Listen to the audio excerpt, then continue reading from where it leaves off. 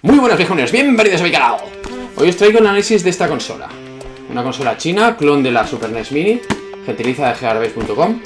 Y bueno, en este vídeo la voy a profanar y os la voy a enseñar, tanto por dentro como por fuera. Venga, vamos para allá.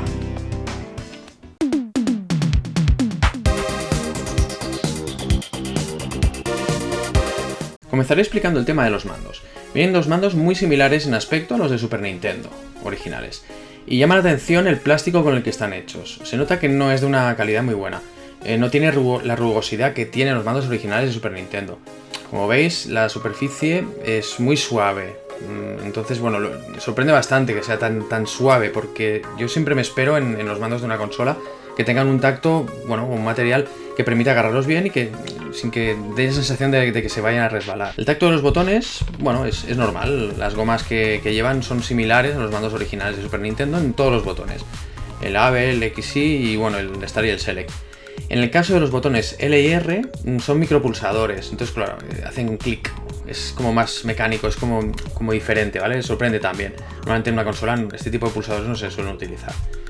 La toma del cable que va del mando a la consola, y como veis no da una sensación de aguantar mucha tralla, o sea, es recomendable no estirarla mucho, no vaya a ser que tengamos alguna desgracia. Y el cable se nota endeble, muy finito, es curioso. Aún así, explicando todos estos detalles que indican que bueno, no es un mando de una calidad extrema, bueno, el manejo del mando durante el juego no está mal, o sea, es correcto, hace su función y bueno, no da problemas. En los mandos usan conectores DB9 de toda la vida, con lo cual no he podido evitar probar conectar un mando de Mega Drive, de la Mega Drive original a la consola, y la verdad es que no funciona, ¿vale? Supongo que aunque sea el mismo conector, el protocolo que utiliza debe ser propietario suyo y no funciona. Pasemos a ver lo importante, qué juegos lleva y cómo se juega la consola. Lo primero que me sorprende es que la capturadora ha detectado 720p, no 1080 como prometen en la caja. Esto hace que, bueno, la imagen, cuando la ves en una pantalla a 1080, pues claro, se ve un pelín, bueno, borrosa no diría yo, pero poco nítida. Tendría que verse un poco mejor. No pasa como con la Super NES Mini, que se ve perfecta, o con Raspberry Pi, que también se ve muy bien. Sobre todo en los contornos de los personajes de los juegos se aprecia bastante, que se ve un pelín borroso. Esto lo veréis muy bien cuando comparemos, por ejemplo, veis aquí una imagen capturada de una NES Mini y la imagen capturada al lado de esta consola china. Como veis, bueno, se aprecia un poco lo que os estoy comentando. Los juegos están agrupados en varios grupos o géneros, cuyos nombres no corresponden prácticamente en nada a los juegos que contienen. Por ejemplo, si nos vamos a la categoría puzzles, podemos ver estos juegos que veis.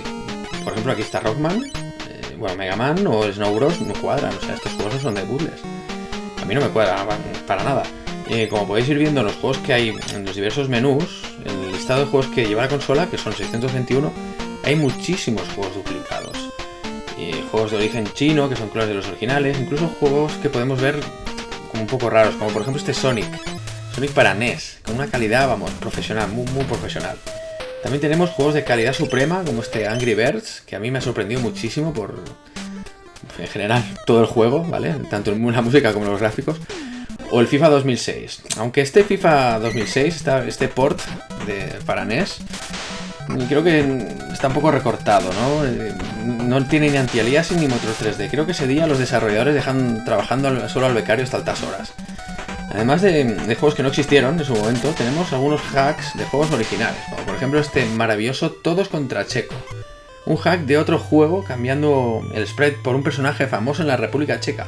Pero eso sí, el juego está hecho en portugués. Como podéis ver, el despliegue de medios que han hecho con la consola, vamos, es la leche. Sobre los juegos que lleva dentro, pero que realmente sí que son juegos de NES, de que salieron al mercado y tal, hay bastantes juegos que están bastante bien.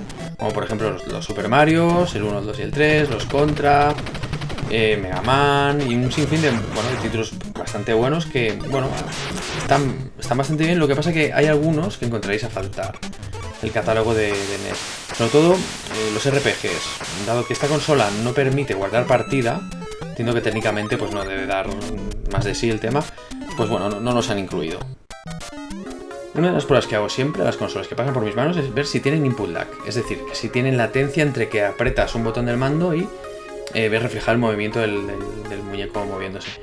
En este caso, como podéis apreciar, se nota un poco el input lag. Esto, como siempre digo, es un poco subjetivo, o sea, cada cual tiene una tolerancia a este tipo de cosas. Hay gente que no lo soporta, que no puede jugar con input lag, hay gente que se adapta, bueno, esto ya es lo de siempre, cuestión de opiniones. Aparte, sobre los botones quería comentar que, bueno, los juegos que lleva dentro, como ya sabéis, son juegos de Nintendo NES. Por tanto, están diseñados para un mando con 4 botones, es el X-Star, el A y el B. Así que, bueno, el mando que lleva la consola tiene excesivos botones, obviamente dado que es una réplica del de Super Nintendo. Esto hace que la funcionalidad de los botones la hayan duplicado por todas partes, ¿vale? Por tanto, bueno, es un poco inútil, pero bueno, supongo para darle alguna función. En general se nota que con esta consola han querido aprovecharse del tirón que ha tenido la Super NES Mini, copiando su aspecto, tanto en la consola como en los mandos. Pero ojo, que quede bien claro, tal y como dije en el unboxing, y he dicho en este vídeo ya, los juegos que lleva son de NES, 8 bits, no son de Super NES. Y ojo, antes de que me lo comentéis o me preguntéis, no se puede modificar esta consola para añadir más juegos o más plataformas diferentes de juegos. Este cacharrito es lo que es una consola para jugar a NES con aspecto de Super NES. Después de probar todo esto, mi curiosidad no ha podido más y he decidido abrir la consola a ver qué había dentro. Y bueno, mirad, esto es lo que tiene, es un hardware bastante simple, no parece gran cosa, no se reconoce casi ningún elemento de los que lleva. Y bueno, a ver, sea lo que hace que funcione, consume muy poco, tanto como 200 miliamperios, según viene escrito en la propia caja. Entonces, si me preguntáis, ¿es recomendable esta consolita? Os diré que depende. Está claro que no es un producto de alta calidad como pueden ser consolas como Super NES Mini, de Nintendo o NES Mini. Pero si analizamos realmente lo que nos ofrecen, bueno, es una consola con unos 200 juegos de NES que merecen la pena en su interior, con unos mandos pasables, con una emulación más o menos normalilla y con un precio ajustado, ¿vale? Que supera por poco los 20 euros.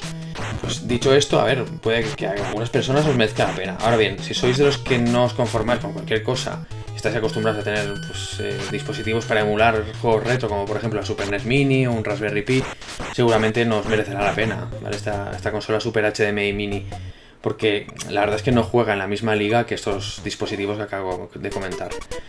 Pues nada, viejuners, espero que os haya gustado. Nos vemos en el próximo vídeo. ¡Hasta luego, Lucas!